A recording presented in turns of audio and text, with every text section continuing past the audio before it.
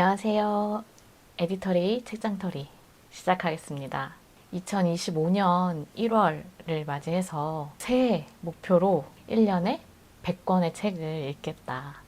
근데 사실 작년에도 제 짐작으로는 한 6, 70권 정도는 읽었을 것이다 라고 생각이 드는데 기록을 다 해놓지 않았어요. 그래서 기록의 중요성을 이번에 알게 되어서 읽는 책마다 그 산책이라는 앱에 기록을 해놓겠다라고 생각을 했고, 그런 100권의 책을 읽겠다라고 이제 목표를 정하고 나니까 1월부터 또 책을 많이 샀네요. 매번 책장터리를 찍으려고 할 때마다 한 달에 내가 뭘 샀지라고 해서 이제 온라인 서점들을 다 쳐다보고, 그리고 동네 서점에서 샀던 책들을 이제 쭉 돌아보게 되는데 정말 무겁게도 많이 샀더라고요. 그러면 1월에 책장터리 시작해 보겠습니다. 첫 번째 책은 그림책입니다. 질 바클렘이라는 작가의 찔레꽃 울타리 시리즈에서 첫 권 봄 이야기인데요. 제가 이제 새해가 됐고 하니까 책 읽기 모임을 좀 더 해볼까? 라는 생각을 하고 있었는데, 항상 그 의욕만 굉장히 큰 사람인데, 저의 전 직장 동료 후배가 그림책 전문 편집자예요. 그래서 그 친구가 이제 그림책 모임을 시작해보겠다라고 해서 저도 모르게 저요 라고 손을 들었습니다. 그래서 줌으로 만나기로 했고 2월부터 시작이어서 기다리고 있는데, 이번에 첫 모임 책으로 찔레꽃 울타리 시리즈를 이제 선정을 한 거예요. 총 8권의 책이긴 한데 그 중에 일단 제가 한 권만 사서 일단 찍먹을 해보자 라고 생각을 했는데, 귀여운 동화이고 이 책이 그림책처럼 보이지만 사실은 제법 글이 많은 그런 책입니다. 이 찔레꽃 울타리라는 들판 옆에 덤불 숲에 들쥐들이 사는데, 그 들쥐들의 생활상을 이야기를 그리고 있어요. 그래서 머위라는 꼬마 아이가 이제 주인공인 것 같고, 그 아이를 중심으로 이제 등장인물들이 등장을 합니다. 그래서 굉장히 귀여운 이 빈티지스럽고 제가 어렸을 때 많이 봤던 그런 그림책의 색감, 이런 것들을 갖고 있는데, 이 책이 실제로 해외에서 1980년도에 출간이 된 책이래요. 2025년에 지금까지도 독자분들에게 사랑을 받고 있다고 하니까 너무 새롭기도 하고 어떤 모임이 될지 기대가 됩니다. 그림책 모임을 하고 또 후기도 여러분들에게 또 전해드릴 수 있으면 좋겠네요. 그리고 이 책과 더불어서 모임의 주최자이신 편집자님이 만든 헨리에타 우리 집을 부탁해요, 이 책도 제가 또 추천을 해드리고 싶었어요. 여러분들이 또 이렇게 색감이나 그림체를 보시면 아시겠지만 친숙하고 이거 내가 어렸을 때 보던 그림책 같은데? 라는 생각이 들 거예요. 이 헨리에타 건축사무소에서 일하는 주인공을 이제 기반으로 등장인물들이 다 이제 집을 지어달라, 나에게 맞는, 이런 이야기를 하고 있고요. 이 책은 1981년도에 나왔던 책이네요. 그 헨리에타 건축사무소에 찾아와서 예를 들어서 게으른 고양이는 침대가 많고 테라스로 둘러싸인 집이 필요하다며 갸르릉거렸어요 라고 하니까 이렇게 멋있는 집을 지어줍니다. 그래서 각각의 동물들마다, 예를 들어서 애벌레의 집은 이런 식으로. 그래서 이 건축의 집을 살펴보는 묘미와 이 안에 의뢰인이 어떻게 편하게 쉬고 있는지, 이런 것들을 꼼꼼히 그림 하나하나를 다 자세히 보게 만들어서 굉장히 보는 재미도 있고, 더불어서 이제 건축가라는 꿈을 아이들이 꿀 수도 있고, 이런 책이 되는 것 같습니다. 그림책을 한번 이렇게 2권을 소개해봤습니다. 그림책에 이어서 또 재밌는 책을 소개해드리고 싶어요. 짜잔! 황별이 작가님의 믿을 수 없는 영화관이라는 만화입니다. 이 책은 사실 제가 지난 영상 12월에 찍고 난 이후에 12월에 산 책인데, 이 책은 또 소개해드려야 된다, 아쉽다라고 생각을 해서 갖고 왔고요. 황별이 작가님이라고, 저는 작가님의 그림은 좀 봤던 것 같은데 작가님의 만화를 처음 보았어요. 근데 만화책을 이제 여러 권을 쓰셨어요. 사진 한 장의 무게, 아무런 맛이 나지 않을 때까지 다시 또 성탄을 쓰고 그렸다라고 되어 있고, 근데 작가님의 그림이 진짜로 보시면 알겠지만 한 컷 한 컷 매우 장인의 정신으로 공들여 그린 일러스트 느낌이 납니다. 그래서 이 꽉 찬 고퀄의 그림이 굉장히 도톰하게, 몇 페이지일까요? 거의 250쪽이 넘는 이런 한 권의 책으로, 그리고 판형도 이렇게 크고 널찍해서 와, 이건 정말 소장할 가치가 있다라는 생각이 들었고요. 이 황별이 작가님이 쓰신 믿을 수 없는 영화관은 영화관을 이제 중심으로 영화관 속에서 영사 기사로 일을 하던 사람이 어떤 날을 기점으로 영화관에 갇히게 돼요. 그러니까 나갈 수 없는 어떤 존재가 되고, 그리고 그 안에서 이제 만나는 사람들, 그리고 그 주인공의 주변 인물들, 남자친구, 뭐 이런 이야기들이 쭉쭉쭉 펼쳐집니다. 저는 이 이야기를 읽으면서 단관 예술영화관에 가서 혼자 조용히 말없이 그 영화관에 푹 파묻혀가지고 이야기 속으로 쭉 빨려 들어갔다 나오는 그 몰입의 2시간, 이런 것들을 느끼는 그 기분이 진짜 좋아서 영화관을 자주 찾았었던 것 같은데, 그런 식으로 지금 우리가 현실에 발붙어 있는 것과 다른 어떤 이상한 세계로 들어가서 그 안에서 인물들이 어떤 자신의 고민과 그리고 자리를 찾아가는 그런 것들을 보는 재미가 있었습니다. 그래서 여러분들에게도 추천을 해드리고 싶고, 이 안에 뭉클했던 부분이 있는데요. 한 등장인물이 이런 말을 합니다. 지나간 시간은 흐르지 않고 고이잖아요. 지나간 시간 위로 더 많은 시간이 흐르고 고여있던 시간이 마르면 반짝이는 순간의 결정들이 서서히 드러나는 거죠. 그러니까 기억은 사탕 같은 거예요. 영원히 녹지 않는 사탕이요. 단지 시간이 흐르면 흐를수록 기억할 수 있는 사탕이 점점 많아지니까 다른 사탕을 먹을 확률이 더 높아지는 것뿐이죠. 녹지 않는 사탕을 먹을 땐 그게 무슨 맛이든 바로 어제 일처럼 느낄 수밖에 없을 거예요. 변하지 않는 사탕이니까요. 미미, 맛 사탕을 먹는 날에는 전 영원히 슬프겠죠. 딱 한 번만 더 보고 싶어요. 그치만 보고 싶은 마음까지도 견뎌야죠. 슬픔은 사랑의 대가니까요. 그 미미 맛 사탕이라고 하는데 같이 살던 강아지의 이름이고, 이제 미미가 세상을 떠났기 때문에 그 미미를 이제 보고 싶은 마음에 대한 것을 사탕에 비유한 이 장면이 오래오래 기억에 남았습니다. 그리고 저는 이제 황별이 작가님의 이 만화책으로 알게 돼서 작가님의 어떤 만화를 더 보고 싶다 이런 생각을 했었는데, 언리밋에서 이제 황별이 작가님과 그 외에 작가님들, 굉장히 많은 만화가 분들께서 한 권의 만화 앤솔로지 같은 단편집을 이제 낸 것을 알게 됐어요. 요즘 뭐 하세요? 라고 해서 그 만화가 분들이 최근에 하고 있는 취미 생활에 대해서 물어본 거고, 요게 이제 힌트가 되겠네요. 그래서 요걸 보고 이 안에 황별이 작가님의 걸 봐야겠다라고 했는데, 황별이 작가님이 현재 탐조에 빠져 계십니다.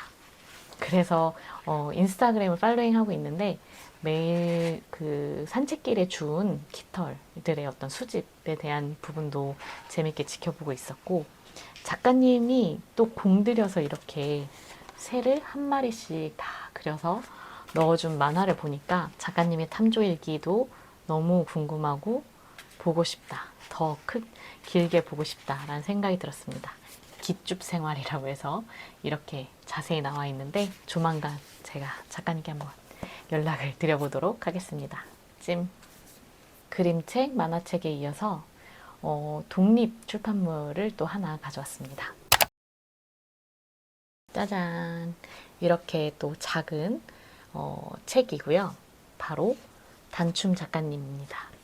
단춤 작가님은 독립 출판물을 많이 내고 계셨고, 이 책은 또 그 작년에 언리밋에서 소개했던 우리만의 정막이었는데요. 정말 이렇게 작고 또 몇 페이지 안 되는 12페이지라고 하는데, 이 안에 작가님이 보여주는 세계가 저는 너무 다정하고 따뜻한 거예요. 뭐라고 해야 될까요? 그 종이를 다 일일이 잘라서 붙여서 만든 어떤 이미지에 다시 또 이미지를 또 덧붙여서 이렇게 사진을 찍은 그런 느낌으로 페이지를 그리셨고, 여기에 이제 페이지마다 한 줄의 문장이 시처럼 나옵니다. 이 안에는 그 빗방울이 갑자기 쏟아지니까 그 비를 피해서 이제 가는 이야기가 있고, 그 다음에 비가 그친 다음에 해가 반짝 났을 때 맑은 날 나뭇잎 사이로 비치는 그 빛, 그거를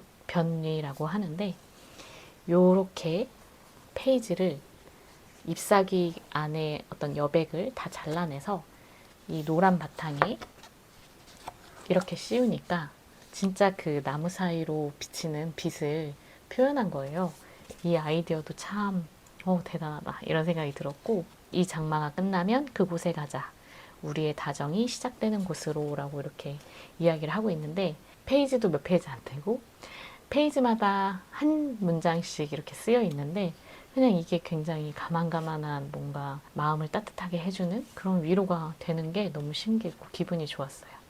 그래서 이거를 읽고 있다가 슬며시 저의 미소가 지어지는 것을 발견할 수 있어서, 이런 책들은 언니밋을 꼭 현장에 가서 사는 것도 좋고 하지만, 그걸 놓쳤다면 단춤 작가님의 스마트 스토어를 따로 여셨어요. 그래서 거기에서 이런 것들 살펴보시고 구매를 하실 수 있고, 요즘 뭐 하세요는 블랙퍼스트 클럽 프레스라고 되어 있는데, 인스타그램으로 직접 DM을 보내서 살 수 있나요? 라고 얘기를 해가지고 문의해서 그 다음에 이제 제가 택배로 받았습니다.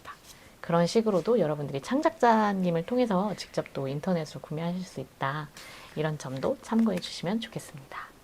다음 책으로는 제가 12월 말 마지막 주에 대전에 내려왔다 왔어요. 갔을 때 대전에 있는 동네 책방들이, 또 제가 이제 2024년에 친구가 된 그런 책방들이 있었어요. 그래서 그런 책방들도 들르고, 또 한편으로는 저의 대학교 친구가 대전에서 생태서점, 버들서점을 이제 운영하고 있는데, 버들서점에도 들려서 책을 사왔습니다. 버들서점에서 사온 책부터 소개를 드리면, 이 책은 그 생태 책방 가서 책방 주인인 친구는 못 만났는데, 책장에서 뭘 살까 여러 가지 뭐 비건 책도 있고 또 생태주의 소설도 있고 또 인문학 책도 있고, 그런 것들 중에 딱 꽂히는 그런 키워드가 있거든요. 예를 들면 할머니가 주인공인 소설, 할머니의 어떤 실화, 할머니를 보는 어떤 이야기, 그러니까 무조건 할머니라고 하면 제가 좀 뭔데? 하고 이렇게 끌리게 되는 게 있는데, 그와 동시에 걷기가 저에게는 또 하나의 제가 좋아하는 키워드입니다. 어디서부터 어디까지 걷는 뭐 여정의 그런 소설이 있다거나, 와일드 같은 영화, 그러니까 트레킹을 한 주인공의 어떤 걷는 여정과 동시에 그 인생이 같이 보이는 그런 영화도 굉장히 좋아했고요. 근데 무려 이 책 제목이 걷기를 생각한 걷기입니다. 되게 흥미로웠고, 일단 그림도 또 되게 마음에 들고요. 함부르크에서 로마까지 산책하듯 내 몸과 여행한다, 뭐 이렇게 되어 있어서 재미있는 에세이를 찾은 것 같아서 이렇게 발견했음을 또 말씀드립니다. 이번에 대전에 가서 다다님이 운영하시는 오케이 슬로우리를 다녀왔어요. 거기서 제가 산 책은 이 책입니다. 이것도 언니밋에서 처음 발표된 책인데, 언니밋을 못 갔다고 지금 세 번째 얘기하고 있는 것 같은데, 오케이 슬로우리에 입고되어 있는 책을 이 책하고 덥석 집어왔어요. 이게 이아립 송북이라고 이제 작게 이름이 붙어 있고, 뮤지션 이아립님은 책을 만드는 픽션들 출판사의 또 대표이시기도 합니다. 이아립님의 그 노래를 듣고 또 음악을 사랑하면서, 이아립님의 어떤 감성 에세이, 이분이 갖고 있는 이야기를 또 보고 싶다라는 생각이 늘 있어 왔는데, 이번에는 본인의 출판사에서 이제 송북이라고, 이응 품은 미음이라는 네, 알쏭달쏭한 그런 제목으로 책을 써주셨습니다. 그래서 저 아직 한 페이지도 안 읽었는데 이렇게 있고, 이 표지 종이 느낌이 너무 좋아요. 그리고 이게 이렇게 새하얗고 코팅이 안 된 책이어서 랩핑이 되어 있었고 안에 볼 수 없었고, 아마 현장에서는 이제 샘플북이 있었겠죠. 귀여운 고양이들 사진도 있고요. 네, 그래서 이거는 제가 연휴 때 천천히 읽어보도록 하겠습니다. 저희 부모님 집에서 정말 걸어서 20분 내에 위치한 가장 가까운 한쪽 가게 책방에서 사온 책 2권입니다. 한 권 한 권 설명을 드리자면 그 단식 존엄사부터 이야기해 볼게요. 이 단식 존엄사는 대만 작가입니다. 비류잉이라고 타이완 대학 의학과를 졸업하고 재활학과 교수로 재직 중이신 분인데, 본인의 어머니가 이제 돌아가시게 되었을 때 어머님이 이제 고통을 이제 계속 연장하고 무의미한 치료를 하기보다는 먹는 것, 곡기를 끊음으로써 이제 나의 죽음을 준비하고 맞이하겠다라고 해서, 이렇게도 존엄사를 할 수 있구나. 꼭 스위스까지 막 너무 힘들게 많은 돈을 들여서 가지 않아도 되는 거였구나 라는 걸 또 알려준 책이기도 합니다. 늘 뭐 그런 생각을 하게 되는 것 같아요. 내가 마지막을 맞이할 때는 어떤 죽음의 모습이어야 할까? 혹은 내가 사랑하는 사람들, 가족들의 어떤 마지막 순간이 너무 고통스럽지 않고 편안하게 떠났으면 좋겠다라는 그런 생각을 많이 하는데, 단식 존엄사는 제가 처음 추천을 받은 건 스위밍풀 대표님이 저랑 이제 이런저런 이야기를 하다가 요새 죽음에 관한 에세이나 죽음에 대한 어떤 책들을 많이 보고 있어요 라고 하니까 단식 존엄사라는 책이 있대요. 그것도 되게 추천합니다 라고 해서, 그래요? 하고 이제 머릿속에 넣어놨다가 책방 한쪽 가게를 갔는데 이 책이 놓여 있는 거예요. 그래서 여기서 사라는 이야기구나 하고서는 이제 집었죠. 그날 사갖고 와서 자기 전에 읽기 시작했는데 너무 잘 읽히는 거예요. 작가님이 실제로 자신의 블로그에 엄마의 그 단식 존엄사를 결심한 직후부터 해서 이야기들을 자신의 블로그에 미리 써두셨는데, 그 블로그가 굉장히 폭발적으로 이제 반응을 얻으면서 책까지 이렇게 나오게 된 경우였어요. 특히나 재활학과 교수님이라고 했잖아요. 그러니까 본인이 의사이신 거예요. 그래서 의사이기 때문에 엄마의 죽음에 대해서도 자신이 잘 지켜보고 또 준비하고, 그리고 그 안에서 이제 한 사람의 죽음이 가족 구성원들에게 어떻게 또 와닿아야 하는지 이런 것들을 이야기하고 있는데, 제가 너무 많은 이야기를 하고 있는 것 같습니다. 이거는 이따가 추천책에서 다시 한번 이야기하겠습니다. 그리고 이어서 상실의 발견이라는 책을 사왔습니다. 한쪽 가게 책방에서 이렇게 2권의 죽음에 대한 이야기를 사왔는데, 이 책은 일단 너무 예쁘죠. 만듦새가 아주 예쁜 표지에 또 반했었고, 그러니까 상실과 발견이라는 말이 본인의 아버지가 돌아가셨고, 그리고 그 돌아가시기 8달 전에 결혼하게 될 여자를 만났다라고 이제 뒷표지에 쓰여 있습니다. 그래서 이것도 어떻게 우리가 사랑하는 사람을 놓아주고 또 받아들이는 그런 과정에 있어서의 평범한 경험들, 네, 그런 것들을 이야기하고 있는 것 같아서 아직 한 글자도 안 읽었지만 천천히 읽어보도록 하겠습니다. 아직도 산책이 끝나지 않았습니다. 저의 망원동 단골 책방, 작업 책방 씀에서 이렇게 2권의 소설을 사왔습니다. 작년에 책을 읽은 것들 결산을 이제 하다 보니까 생각 외로 소설을 되게 안 읽은 한 해였네? 나 한국 소설 되게 좋아하는데 뭔가 소설이 잘 안 읽히는 한 해였나 보다, 이런 생각을 하면서 조금은 또 반성을 했습니다. 그래서 작업 책방 씀에 모처럼 놀러 갔을 때 이제 소설 위주로 책을 보게 되었고, 일단 트리플 시리즈 자음과 모음에서 나오는 이 작은 판형의 소설 책이 있어요. 시리즈가. 여기에 이제 안윤 작가님의 방어가 제철이라고, 이 소설이 되게 재밌다고 또 들었었는데 이제야 책을 샀습니다.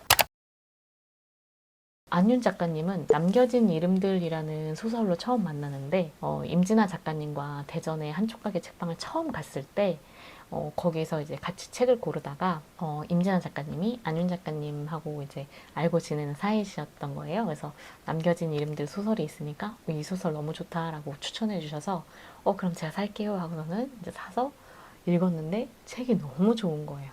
이건 정말 저의 어떤 한 인생 소설 중에 하나로 꼽을 만한 그런 책인데, 그래서 그 남겨진 이름들을 읽고 안윤 작가님을 이제 기억하고 있었는데, 이 책이 이제 있는 것을 알고 있었는데 계속 못 만나다가 이제 딱 이렇게 실물로 만났을 때 맞아, 나 이거 사려고 했었지 하고 이렇게 사는 기쁨이 있습니다.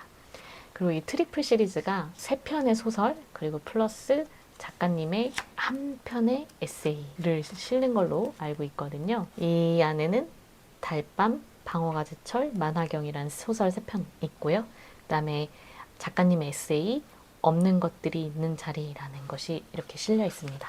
그래서 참 신기하게도 소설가분들의 에세이를 실제로 잘 만나지 못할 수 있어요. 왜냐하면 소설만 쓰시니까. 근데 이런 시리즈를 통해서 한 편의 에세이를 꼭 실어야 한다라는 어떤 조건이 있으니까 이렇게 소설을 다 읽고 에세이로 실제적인 작가님을 볼 수 있는 그런 기회가 되기도 합니다. 이 책도 정말 화려하고 예쁘죠? 천선란 작가님의 소설인데요. 제가 아직까지 천선란 작가님의 소설을 한 편도 읽어보지 않은 독자였습니다. 왠지 사과를 해야 될 것 같은. 지금 일단 천선란 작가님은 가장 핫한 작가님이시고 천개의 파랑, 밤에 찾아오는 구원자, 나인 이런 식으로 이제 장편 소설 그리고 또 소설집도 많이 쓰셨고 또 산문집 아무튼 디지몬까지 쓰셨는데 이 소설은 또 어떨까? 이 책이 장편이 아니라 천선만 작가님의 소설집이었네요. 네. 그래서 총 8편의 소설이 실려 있고 잘 읽어보도록 하겠습니다. 마지막으로 산 책. 일산 너의 작업실에서 제가 항상 브래디 미카코 언니의 책을 사오게 되는데요. 이번에 또 신작이 나와서 받아서 제가 참 일을 많이 합니다.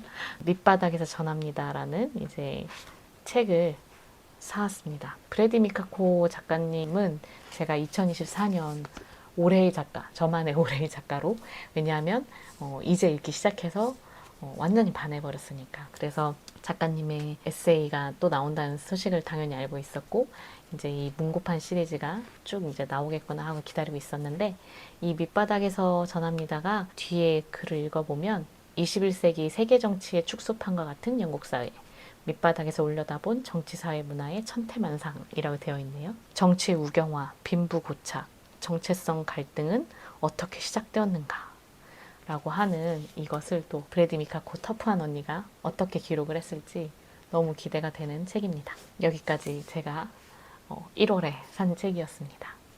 산책 소개만 엄청 오래 걸렸네요. 네, 그러면 이제 본격적으로 2025년 1월에 추천하는 책 2권에 대해서 설명을 해보도록 하겠습니다.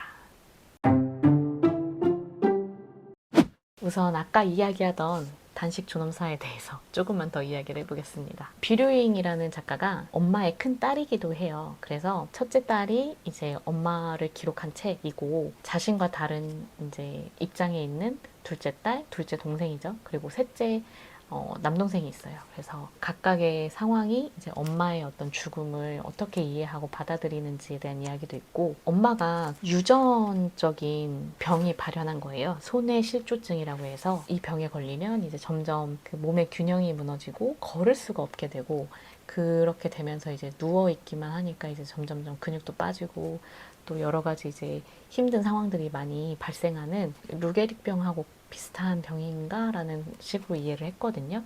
그래서 그런 식의 이제 엄마가 굉장히 건강했던 분이라서 유전병이 굉장히 늦게 발현됐고, 그러니까 30대, 20대에 왔던 친척들의 상황도 이야기가 나오거든요.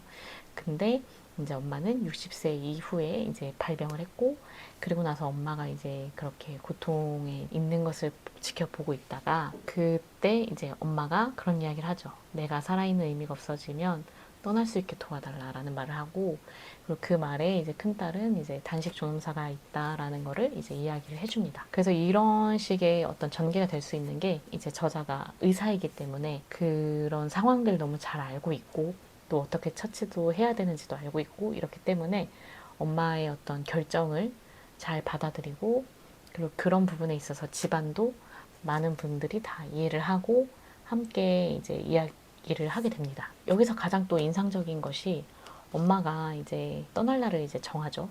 단식을 하면 3주 정도 있다가 자연스럽게 이제 돌아가시게 됩니다. 그 3주 후가 이제 돌아가실 날이니까 단식을 시작하는 날을 딱 정하는 것이 이제 자신의 운명적인 어떤 죽음을 결정하는 그런 날인데 그렇게 날을 결정을 해 놓으니까 이제 우리에게 남은 시간이 뭐 몇 달 안 남았다라는 게 이제 너무 명확해지잖아요. 그랬을 때 그 남은 시간을 좀 더 가족들끼리 어떻게 하면 좋은 시간을 보내고 함께 이야기를 하고 이런 것들을 이제 진행하는 부분도 나오고요. 장례식이 내가 죽고 나서 나를 사랑해주는 아끼는 보고 싶었던 사람들이 찾아와서 음식을 먹고 이야기를 하다 간다라는 걸 제 입장에서 생각해 봤을 때 저는 그게 너무 의미 없어 보이기도 했던 거예요. 한편으로는 그냥 내가 있을 때, 살아있을 때 만나고 싶고 같이 이야기하고 싶고 얼마든지 이제 감정을 나눌 수도 있고 이런 것들이 있을 텐데 라는 이제 아쉬움이 있었는데, 어머님이